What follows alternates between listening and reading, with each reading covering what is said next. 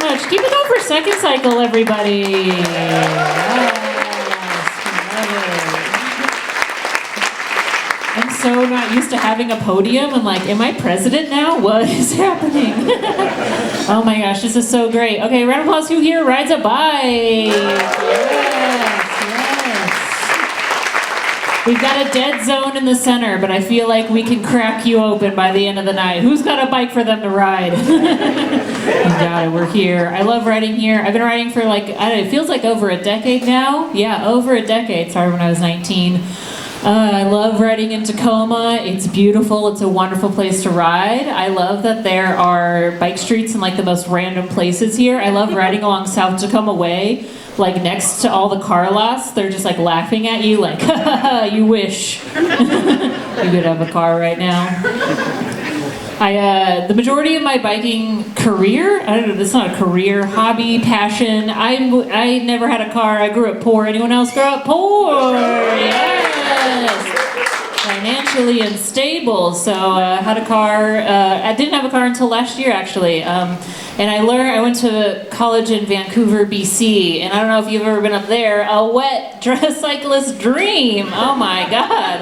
They said protected bike lanes, and like Seattle, they've got like the bike icons on stoplights that tell you when to go. How whimsical! In Tacoma, we just have glass. We also have a Fawcett Street, the most disrespectful street that could have chosen for bikes. That is the most pothole filled. I mean, it's torn up now, but anyways, give us a nice street, but I love riding in Tacoma. It doesn't have as much infrastructure, but it still has as much soul as other places. And get a little bit more aggressive on the streets. There's this one time I was riding home after a show downtown, and this car was pulling up alongside me. I was on St. Helens, and this dude yells out the window, "Hey, bitch on the bike!" And I was like, whoa, how did you know? Fucking lucky guess. So I whip my head around, getting ready to be a bitch or whatever, when I catch him out of the corner of my eye, and he's actually smiling, thumbs up, and then points at my bike. Which is when I realized that what he actually said was, "Hey, bitchin' bike!" Yes. What I'm trying to say is my bike gets catcalled more than I do. I get it. My bike is hot. It's literally spicy. It's a salsa. Anyone?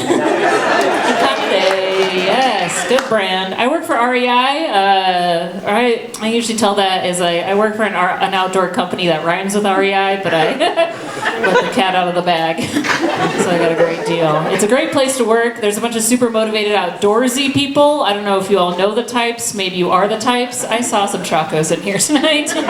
It is winter.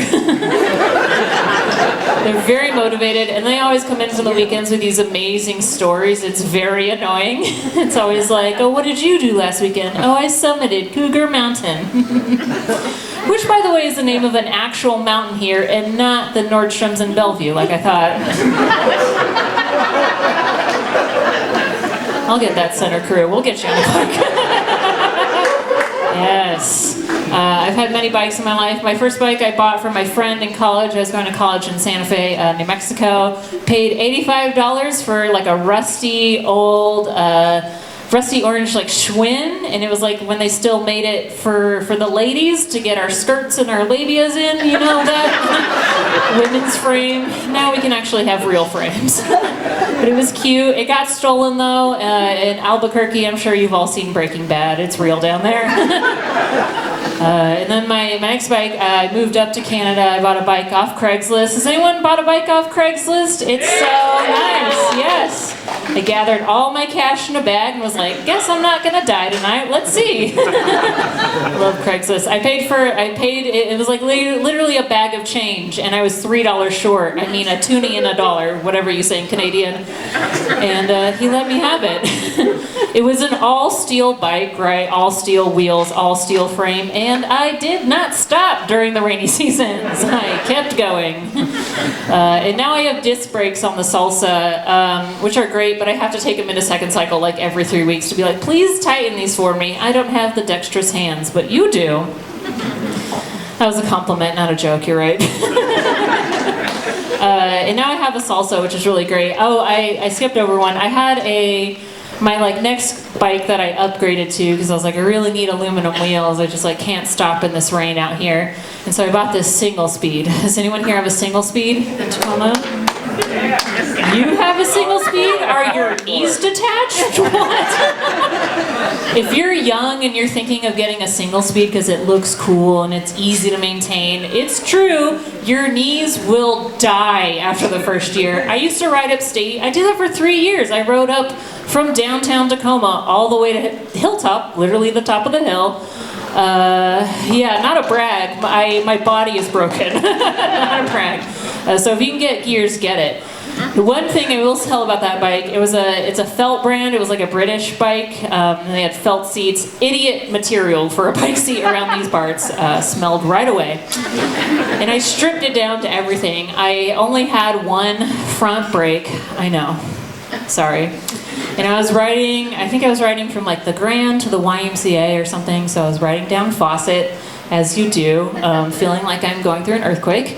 And I turn right on 11th, that street right before you get to the Y, and right as I turn to brake, my brake line snaps. And then I go all the way down. I go past the link. I go past a Ford F-150 that was not happy with me. And then I skirt out, that bridge that leads to the port? Just glide out, use my foot to stop there. And all the way down I was screaming, fuck, fuck, fuck, fuck. Sorry, there's kids here, but I was literally yelling for my ancestors. And then, I don't know if you've ever had this particular walk of shame, but when it's your fault, and I was walking my bike up, still terrified, and just picking up the pieces of my brakes, sorry. And now I have disc brakes and several gears, and you all should too. And I think I'm going to end very soon. I got catcalled on a bike, what can I say? I'll tell one more joke about growing up in poverty and all connected to a bike. So I grew up broke, but my mom believed in the power of a really good education. So we lived in the cheapest, emptiest apartment in the corner of the nice part of a good district. So I could end up here on stage. Thanks, Mom. So that means, oh, thank you. It was worth it. And that means I grew up around a lot of rich kids who just didn't understand things, and they would come and complain to me about their life. They'd be like, oh, we can't go to Aspen this year because my dad got caught embezzling. Oh. And then I'd be like, oh, cool, last night my mom paid for Domino's with a check. Oh, I'm sorry, I thought we were sharing stories of fraud. My bad. Whoops. Yes. My bad. And because, so I've just biked all my life. I've recently bought a car. I know, boo, boo, boo. It's a Prius. Can't hate me that much.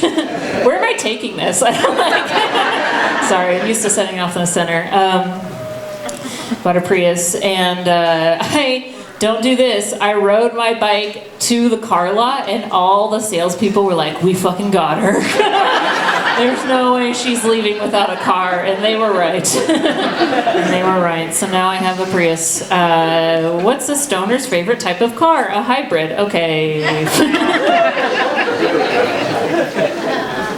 But now I'm here, and I just want to leave on this one note. If you're talking to someone who has to commute using a bike, don't ever tell them, oh, but it must be really good exercise. I have to do this. Okay, that's all. I'm Silva. You all have been amazing.